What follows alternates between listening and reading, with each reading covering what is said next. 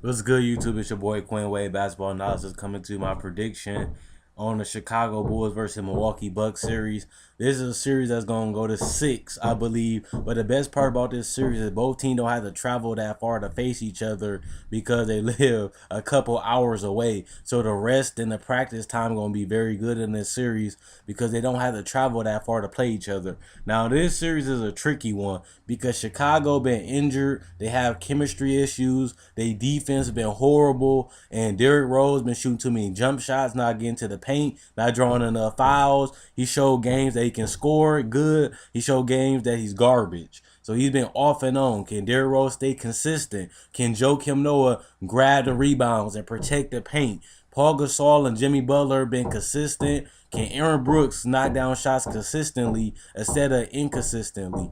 It's just Chicago Bulls been so inconsistent this year. I had a lot of people saying Chicago Bulls elite. They the best team in the East. But right now it's the Atlanta Hawks and the Cleveland Cavaliers. Chicago just been injured too many injuries. They've been inconsistent, and their defense has been terrifying, especially in the playoffs. Let's see how it's gonna be.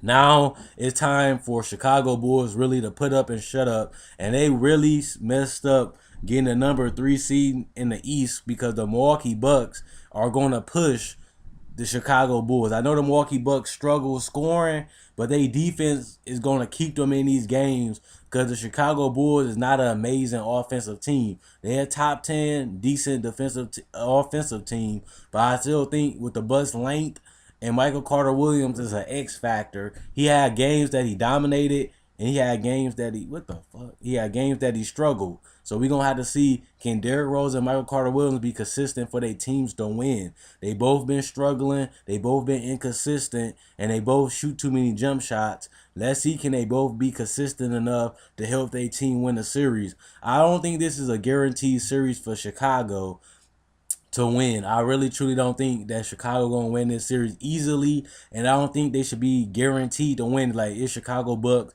of course Chicago gonna win. Chicago really has been inconsistent and a mess. So I don't think this is a series that they can just go in and say we gonna win guaranteed. They should be the favorite, but I wouldn't be surprised if Chicago losses in 6 or 7 games.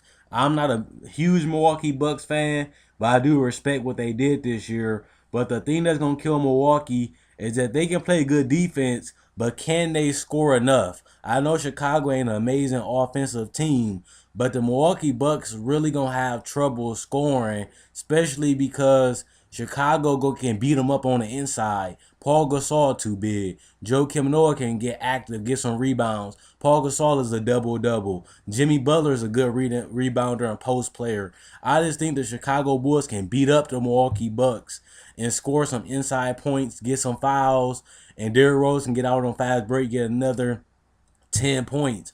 Dunleavy coming off the screen. I just think the Milwaukee Bucks really going to have to work defensively if they want to keep up with the Bulls scoring, because it's going to be a struggle for the Bucks to score, and the Bulls got some good positions to score and draw some fouls on the Milwaukee Bucks. So that's going to be the biggest thing in this series.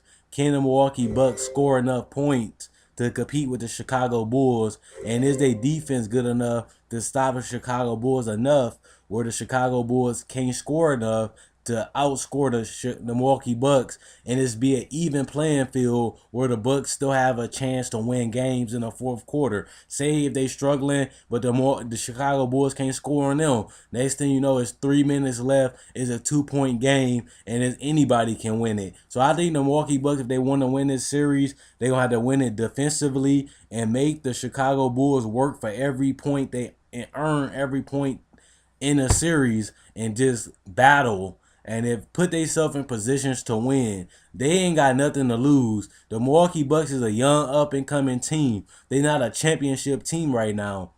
Like I said with the Boston Celtics, the Milwaukee Bucks is playing with nothing to lose. If they lose, they supposed to lose. If they win, it's an upset. So right now, they just playing for experience. They playing for development and growth.